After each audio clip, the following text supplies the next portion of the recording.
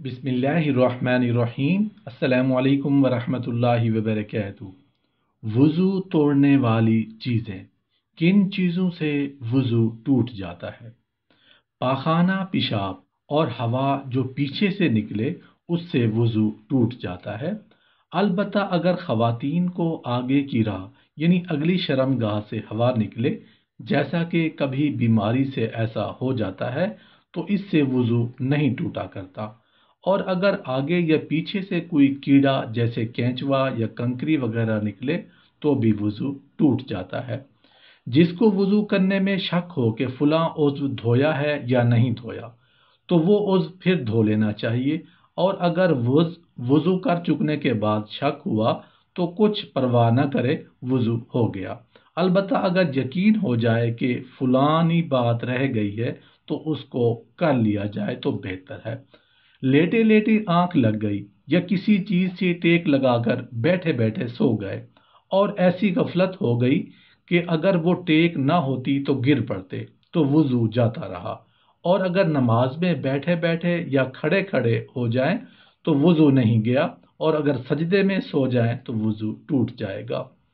बैठे बैठे नींद का ऐसा झोंका आया कि गिर पड़े, तो अगर गिर के फौरन ही आंख खुल गई हो तो वुजू नहीं गया, और जो गिरने के जरा बाद आंख खुली हो तो वुजू जाता रहा। और अगर बैठे झूमते गिरे नहीं तब भी वुजू नहीं गया।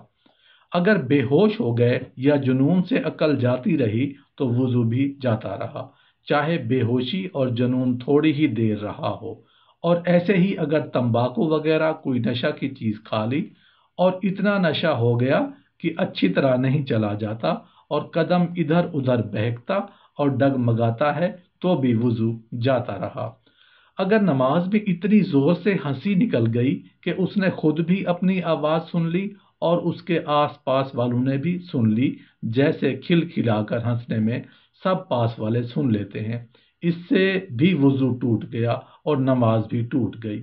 और अगर ऐसा हुआ कि अपने को आवाज सुनाई दे मगर सब पास वाले ना सुन सके, अगरचे बहुत ही पास वाले सुन लें, इससे नमाज टूट जाएगी, वुजू नहीं टूटेगा। अगर हंसी में फकत दांत खुल गए और आवाज बिल्कुल ना निकली तो ना वुजू टूटा और ना नमाज जाएगी। मर्द के हाथ लगाने से या यूं ही ख्याल करने से अगर आगे की राह से पानी आ जाए तो वुजू टूट जाता है, और उस पानी को जो जोश के वक्त निकलता है मजी कहते हैं। बीमारी की वजह से रींठ की तरह लेसदार पानी आगे की राह से आता हो तो एहतियात उसके में है कि वो पानी नजस है और इसके निकलने से वुजू टूट जाता है।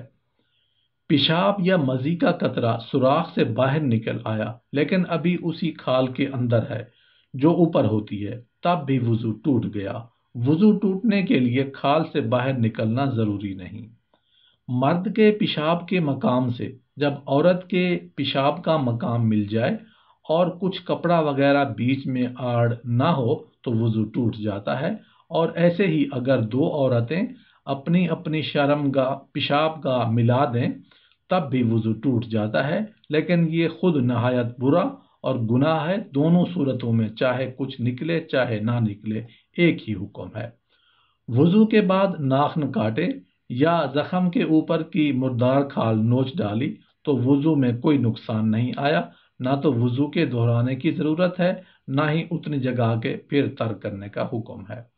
वुजू के बाद किसी का सतर देख लिया या अपना सतर खुल गया या नंगे होकर नहाए या नंगे ही वुजू किया तो उसका वुजू दुरुस्त है, फिर वुजू दोहराने की जरूरत नहीं।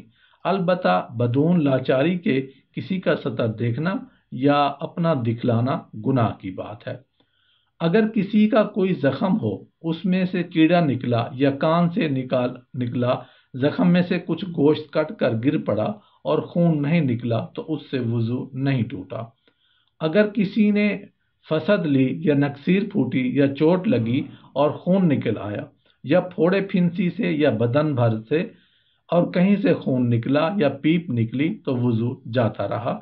अलबत्ता अगर जख्म के मुंह ही पर रहे, जख्म के मुंह से आगे ना बढ़े तो वुजू नहीं गया اور اگر کسی کی سوئی چبھ گئی اور خون نکل آیا لیکن بہا نہیں تو وضو نہیں ٹوٹا، اور جو ذرا بھی بہہ پڑا تو وضو ٹوٹ گیا۔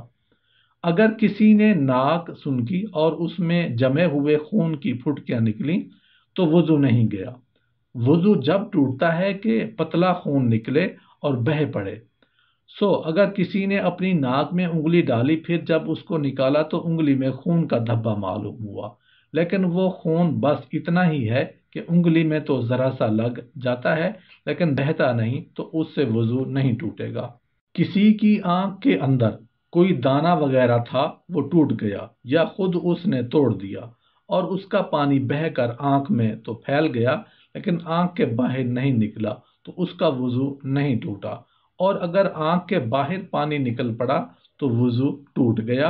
اسی طرح اگر کان کے اندر دانہ ہوا اور ٹوٹ جائے تو جب خون پیپ سوراخ کے اندر اس جگہ تک رہے جہاں پانی پہنچانا غسل کرتے وقت فرض نہیں، تب تک وضو نہیں جاتا، اور جب ایسی جگہ پر آ جائے جہاں پانی پہنچانا فرض ہے تو وضو ٹوٹ جائے گا۔ کسی نے اپنے پھوڑے یا چھالے کے اوپر کا چھلکا نوچ ڈالا اور اس کے نیچے خون یا پیپ دکھائی دینے لگا، لیکن وہ خون پیپ اپنی جگہ پر ٹھہرا ہے، کسی طرف نکل کر بہا نہیں، تو وضو نہیں ٹوٹا، اور جو بہہ پڑا تو وضو ٹوٹ گیا۔ کسی کے پھوڑے میں بہت بڑا گہرا گھاؤ ہو گیا، تو جب تک خون پیپ اس گھاؤ کے سوراخ کے اندر ہی اندر ہے، باہر نکل کر بدن پر نہ آئے، تو اس وقت تک وضو نہیں ٹوٹتا۔ اگر پھوڑے پھنسی کا خون آپ سے نہیں نکلا بلکہ اسے دبانے کے نکالا، تب بھی وضو جائے گا جبکہ خون بہہ جائے۔ کسی کے زخم سے ذرا ذرا خون نکلنے لگا، اس نے اس پر مٹی ڈال دی یا کپڑے سے پونچھ لیا، پھر ذرا سا نکلا، پھر اس نے پونچھ ڈالا، اسی طرح کئی دفعہ کیا کہ خون بہنے نہ پایا، تو دل میں سوچا اگر ایسا معلوم ہوا اگر پونچھا نہ جاتا تو بہہ پڑتا تو وضو ٹوٹ جائے گا، اور اگر ایسا ہو کہ پونچھ نہ جاتا تو بھی بہتا تو وضو نہیں ٹوٹے گا۔ کسی کے تھوک میں خون معلوم ہوا، تو اگر تھوک میں خون بہت کم ہے اور تھوک کا رنگ سفیدی یا زردی مائل ہے تو وضو نہیں گیا، اور اگر خون زیادہ یا برابر ہے اور رنگ سرخی مائل ہے تو وضو ٹوٹ گیا۔ اگر دانت سے کوئی چیز کاٹی اور اس چیز پر خون کا دھبا معلوم ہوا، یا دانت میں خلال کیا اور خلال میں خون کی سرخی دکھائی دی لیکن تھوک میں بالکل خون کا رنگ نہیں معلوم ہوا، تو وضو نہیں ٹوٹے گا۔ کسی نے جونک لگوائی اور جونک میں اتنا خون بھر گیا کہ اگر بیچ سے کاٹ دو تو خون بہہ پڑے گا، تو وضو جاتا رہا، اور جو اتنا نہ پیا ہو کہ بلکہ بہت کم پیا ہو تو وضو نہیں ٹوٹتا، اور مچھر یا مکھی یا کھٹمل نے خون پیا تو وضو نہیں ٹوٹا۔